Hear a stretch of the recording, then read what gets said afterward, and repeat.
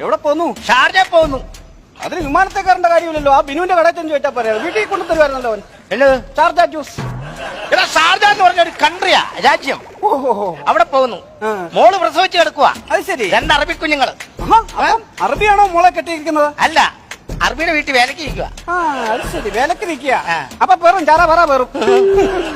ചൈനയിലോട്ട് വിടാൻ വയ്യായിരുന്നോ? അതിനാ 2 ചൈന കുഞ്ഞുങ്ങളെ കൂടെ കിട്ടിയേനെ. നീ അങ്ങോട്ട് പോവാ? അറിയില്ല.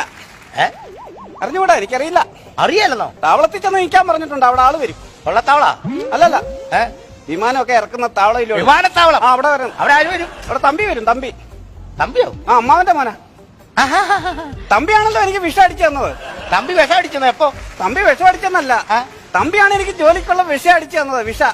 ഓ, വിസ. വിഷ അടിച്ചു തന്നത്. അതിനാ വിഷ എന്ന് പറഞ്ഞേ. അതെ അതെ, വിസ അടിച്ചത്. എന്ത് ജോലിയാ? പനയെ കയറുവാ. പനേക്കറ നീ എന്നെ രക്ഷിയാണോ?